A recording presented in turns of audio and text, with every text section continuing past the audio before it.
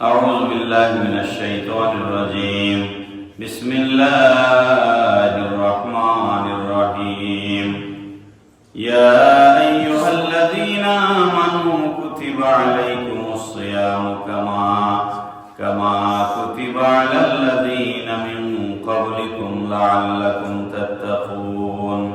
صدق الله مولانا العظيم وصدق رسوله النبي الحبيب الكريم. محترم معزز मुसल्लियान किराम, अस्सलामु अलैकुम व रहमतुल्लाहि व बाराकातुहू। ওয়ালাইকুম আসসালাম। আল্লাহ পাক রব্বুল আলামিনের মহান আলিশান দরবারে অবনত মস্তকে আমরা শুকরিয়া আদায় করছি যে আল্লাহ পাক রব্বুল আলামিন অত্যন্ত মেহেরবানি করে দয়া করে আমাদেরকে মাহে রমজান এই পবিত্র ফজিলতপূর্ণ মাস আমাদেরকে দান করেছেন এবং আজকে জুমাতুল বিদার মধ্য দিয়ে শেষ জুমার মাধ্যমে রমজান শরীফের সমাপ্তি ঘটছে।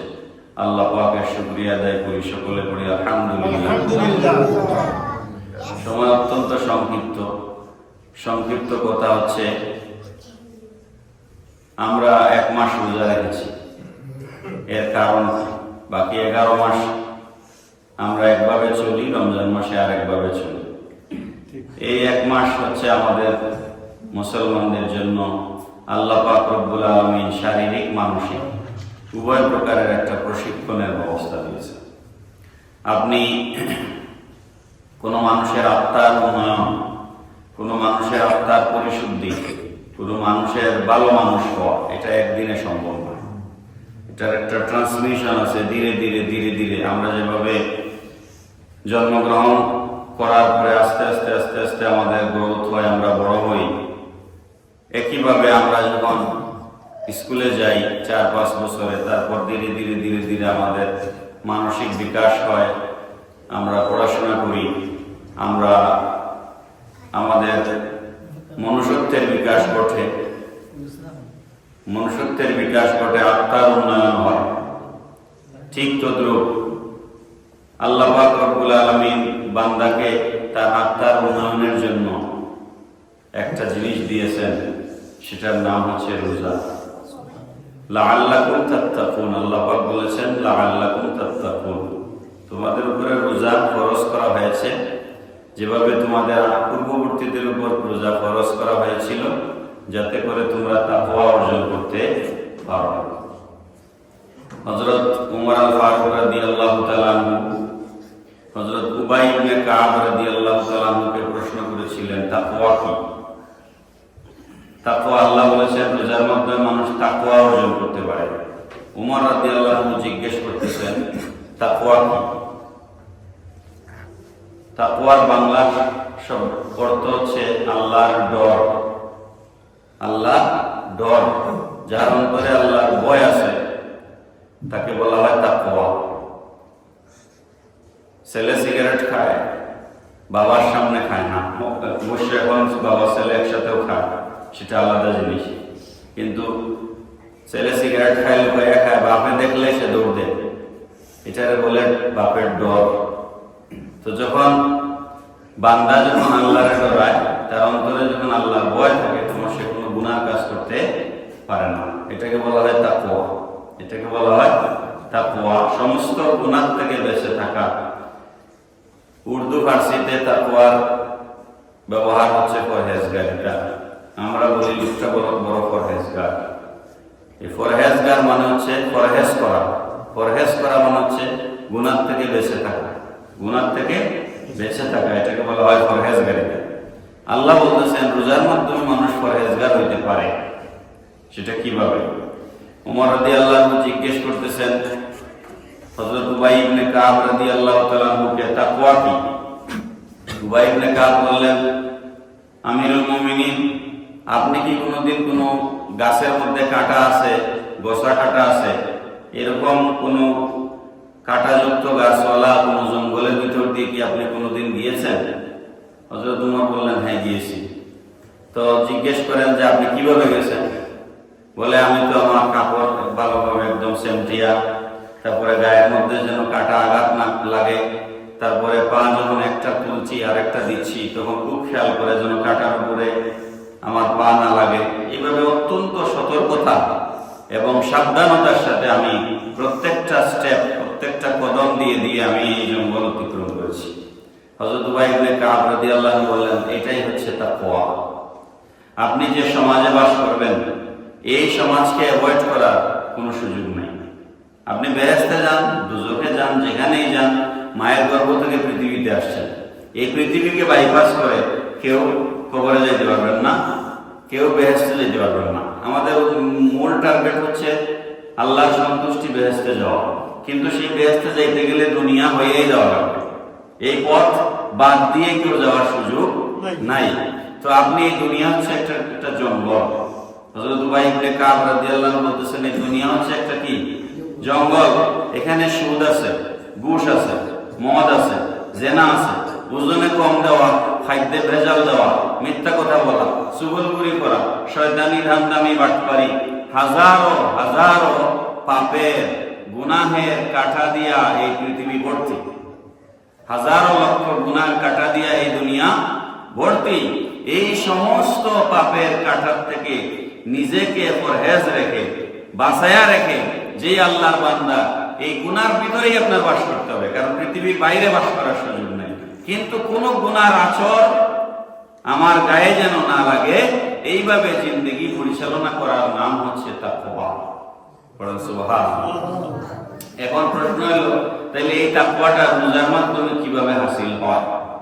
এই তাকওয়াটা রোজার মাধ্যমে কিভাবে হাসিল হয়? এর ব্যাখ্যায় উলামায়ে কেরাম লিখেছেন, রোজার অর্থ হচ্ছে সিয়াম, আরবিতে বলা হয় সিয়াম, কুতিবা আলাইকুমুস সিয়াম। আর বাংলা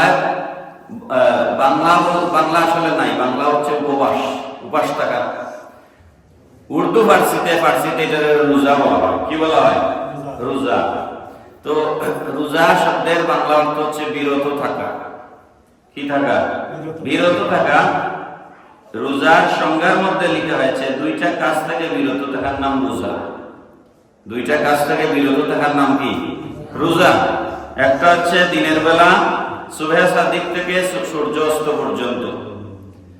সুবহে সাদিক মানে ফজরের আগ মুহূর্ত, আর সূর্য অস্ত তো আমরা বুঝি মাগরিব। এই সুবহে সাদিক থেকে সূর্য অস্ত, কুলু ওয়াশরাবু হাত্তা ইয়াতাবায়ানা লাকুমুল খাইতুল আবিয়াদু মিনাল খাইতিল আসওয়াদি মিনাল ফাজর সুম্মা আতিমুস সিয়ামা ইলাল লাইল। আল্লাহ পাক বলেছেন, তোমরা এই সময়টা বাদ দিয়ে, সুবহে সাদিক থেকে সূর্য অস্ত এই সময় বাদ দিয়ে বাকি সারা রাত তোমরা খাইতে পারো, তোমাদের স্ত্রীর কাছে যাইতে পারো, সব করতে পারো। তবে এই সুবহে সাদিক থেকে সূর্য অস্ত এই সময়ের ভিতরে দুইটা কাজ করা যাবে না। একটা হচ্ছে ঘরের মধ্যে স্ত্রী আছেন, তারপরও দিনের বেলা যাওয়া যাবে না স্ত্রীর কাছে। স্বামী ঘরে আছেন, দিনের বেলা যাওয়া যাবে না, গেলে রোজা নষ্ট হয়ে যাবে। আরেকটা হচ্ছে এই সুবহে সাদিক থেকে সূর্য অস্ত পর্যন্ত কোনো ধরনের খানা পিনা করা যাবে না। এই দুইটা থেকে বাঁচিয়া থাকার নাম রোজা। এখন আপনারা একটু বুঝিয়ে শুনি আমার বলেন, একজন মানুষ বিয়ে করছে, স্বামীর জন্য স্ত্রী হালাল, স্বামীর জন্য স্ত্রী কি হালাল, স্ত্রীর জন্য স্বামী হালাল। তো আপনার ঘরে হালাল স্ত্রী আছে, ঘরে হালাল স্বামী আছে, তারপর আল্লাহ নিষেধ করেছেন যে না, সুবহে সাদিক থেকে সূর্য অস্ত পর্যন্ত এই টাইমে মুজামাত করা যাবে না, এই টাইমে একসাথে থাকা যাবে না। এটা আল্লাহর নিষেধ। কার নিষেধ? আল্লাহর নিষেধ। তো হালাল বিবি, হালাল স্বামী ঘরে আছেন, আল্লাহ নিষেধ করছেন, এই জন্য আপনি যান না। তাহলে ডরটা কার? ডরটা, ভয়টা কার অন্তরে? আল্লাহ।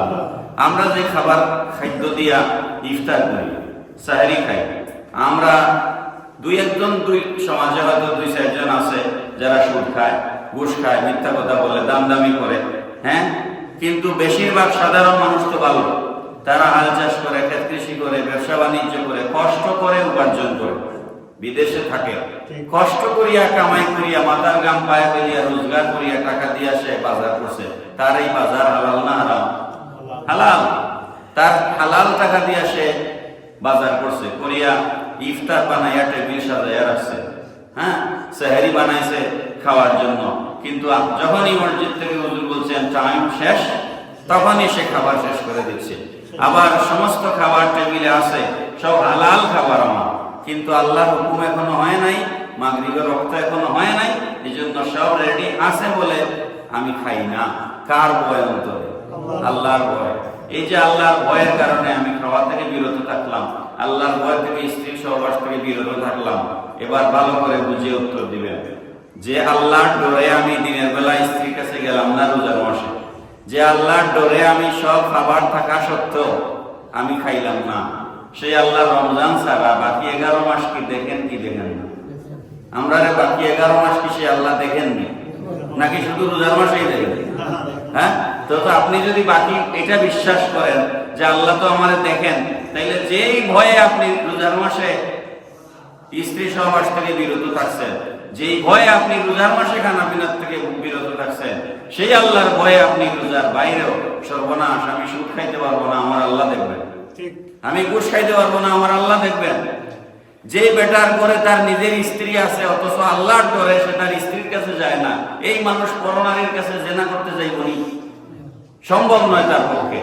তো এই কারণে আল্লাহ পাক বলেছেন রোজা মানুষকে মুত্তাকি বানায়, এই শিক্ষা দেয়, এই ট্রেনিং দেয় রোজা মানুষকে যে সব জায়গায় যাওয়া যাবে না, সব কিছু খাওয়া যাবে না। পড়েন না সুবহানাল্লাহ।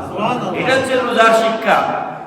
একজন আল্লাহর বান্দা যদি খালি এই কথা মনে রাখে যে আমি রোজার মাসে যে আল্লাহর ভয়ে খাই নাই, যে আল্লাহর ভয়ে আমি এই যাবতীয় আল্লাহর ইয়ে থেকে বিরত থাকছি, আল্লাহ যেগুলো আমার নিষেধ করছেন বিরত থাকছি, সেটা যদি তার মনে থাকে তাইলে ওই মানুষের পক্ষে আর কোনো ধরনের দুর্নীতি করা সম্ভব নয়। এটা হলো মেইন কথা। তো সময় তো খুবই কম।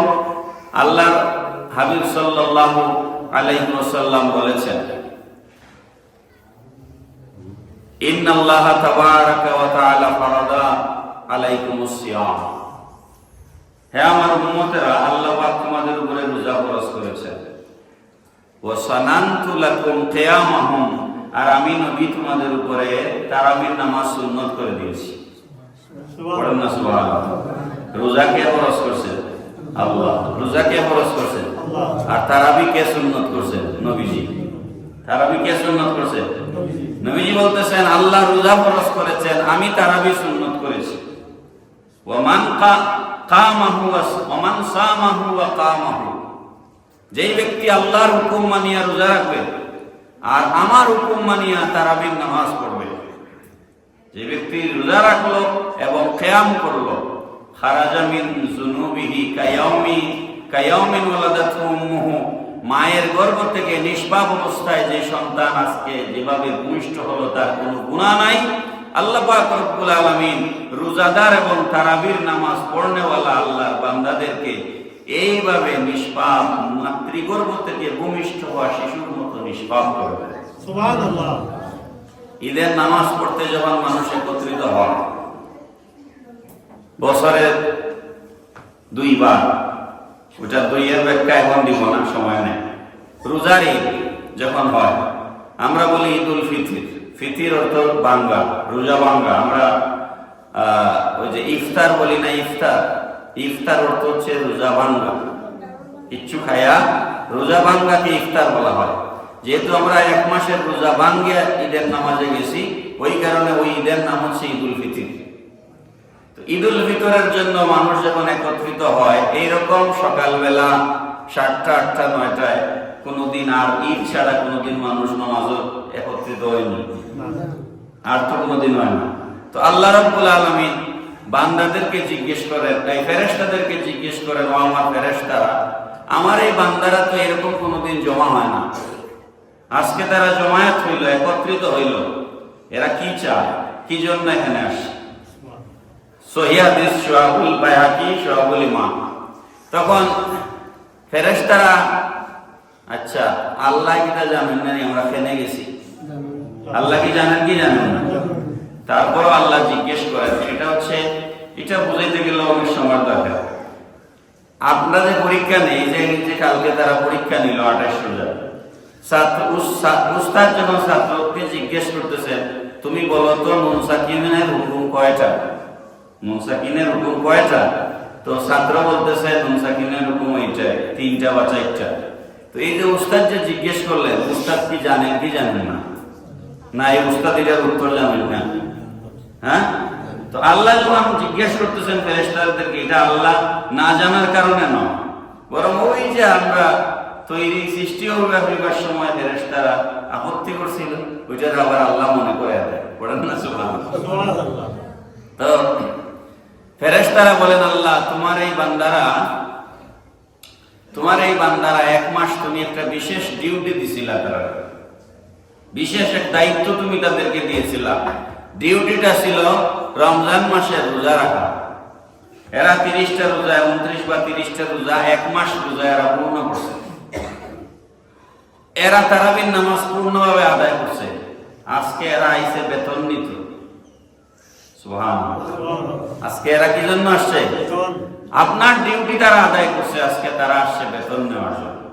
আল্লাহ পাক আবার জিজ্ঞেস করে, ও আমার ফেরেশতারা, যথাযথভাবে যারা আমার দায়িত্ব পালন করেছে তাদের বিনিময়, তাদের উজরত কিরকম দেওয়া উচিত?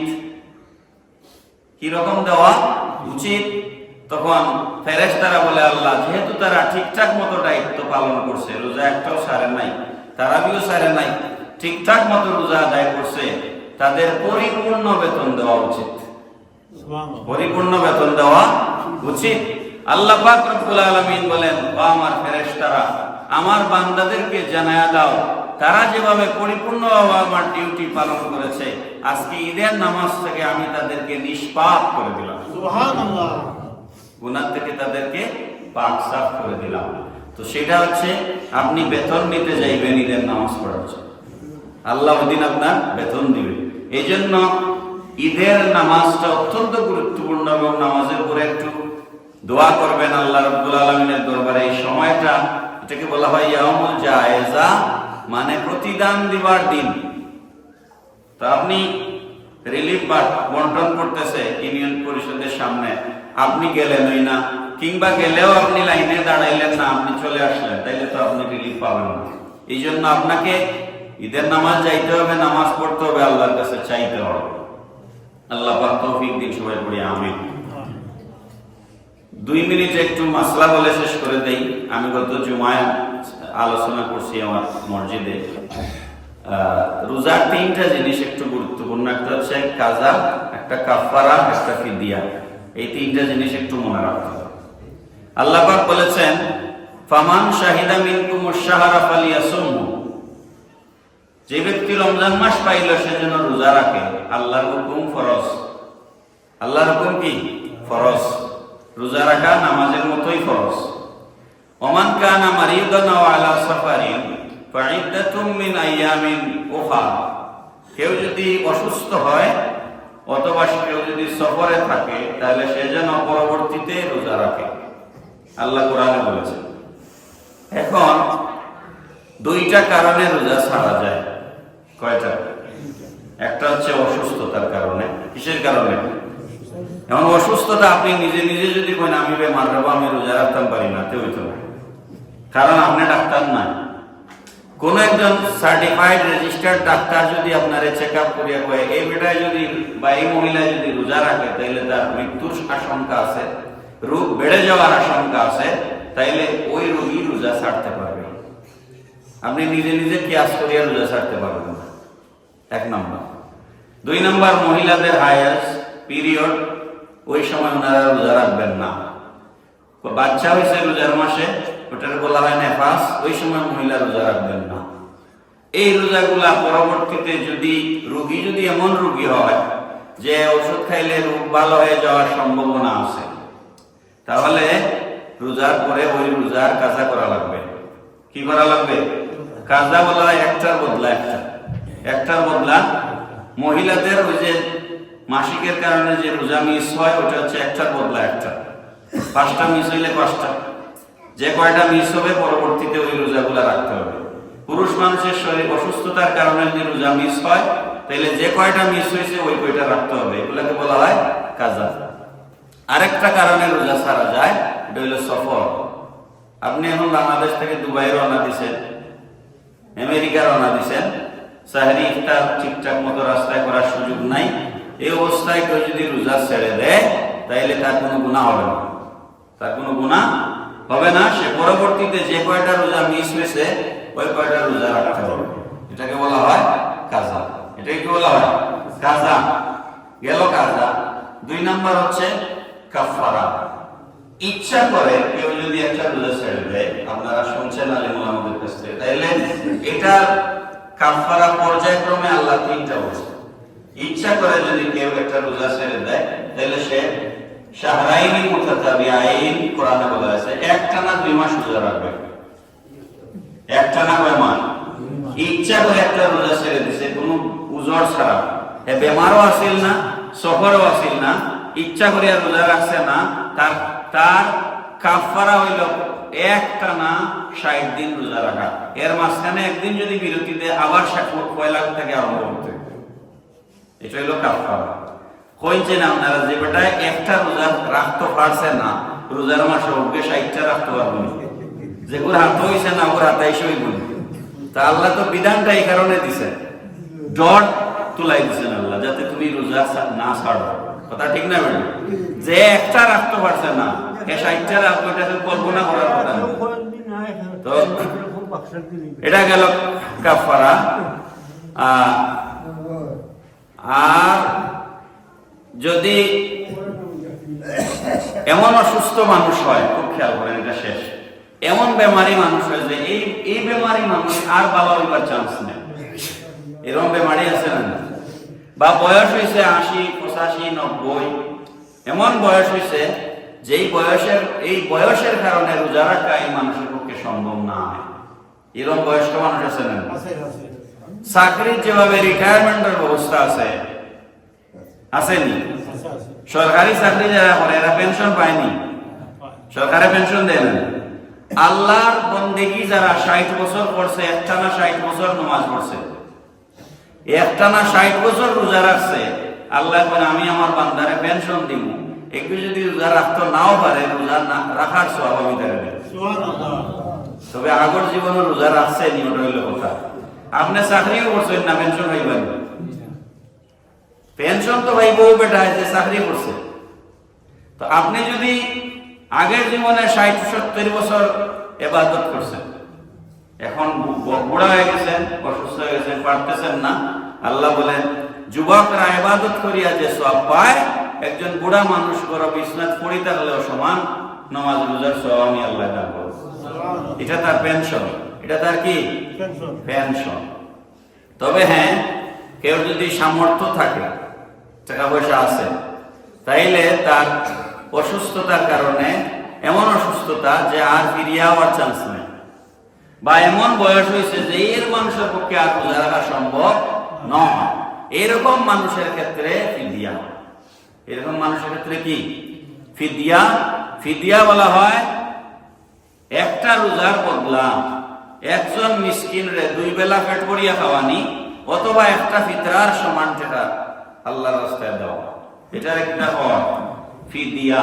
তো যে রোজা রাখার মতো শারীরিক ক্ষমতা নাই, এই মানুষের অর্থনৈতিক ক্ষমতা যদি থাকে, তাইলে তাই ফিদিয়া দিতা। তাই কিটা দিতা? ফিদিয়া দিতা। ফিদিয়া হলো একটা ফিতরার সমপরিমাণ, একটা ফিতরার সমপরিমাণ টাকা। এটা দেখো কিটা কোনো ভুল হইছে না? না, 60 জন মিসকিন তো হইলো কাফারা, হিটার আর বাকিটা তো বাদ গেছি না। 60 জন মিসকিন ফিদিয়া নাই, কাফারা। যদি ইচ্ছা করে রোজা ছাড়ে, যেটা ওই দেই, যেটা কইছেন, এটা হইল যে একজনে ইচ্ছা করে রোজা রাখছে না, ইচ্ছা করে রোজা রাখছে না, পরে হ্যাঁ 60টা রাখতো না, টানা 60টা, এই টানা 60টা রাখার মতো তার শারীরিক ক্ষমতা নাই, তখন তার লাগে দ্বিতীয় অপশন হইল যে 60 জন মিসকিনরে খাওয়ানি, একটা রোজার বদলা 60 জন মিসকিনরে 2 বেলা খাওয়ানি। আর হইল গোলাম আজাদ করে দেওয়া, 3টা। তো গোলাম আজাদের সিস্টেম তো এখন নাই। তো যাই হোক, তাইলে রোজার 3টা জিনিস, একটা হইল কাজা, আর একটা কাফারা, আর একটা ফিদিয়া। পরিষ্কার হয়েছে তো ইনশাআল্লাহ? আল্লাহ পাক রব্বুল আলামিন আমরা তৌফিক দিক সবে কই আমিন। আগামী কাল ইনশাআল্লাহ ঈদ হইব। ঈদের দিনের 2-4টা সুন্নাত আছে, এগুলো আমরা এগুলা সওয়াব পাইব। 1 নাম্বার হইল ঈদের দিন আমরা ফজরের নামাজ জামাতে মসজিদে পড়তাম। এটা তো মিস হইতো না, কারণ ফজরের নামাজ ফরজ। ফজরের নামাজ কি?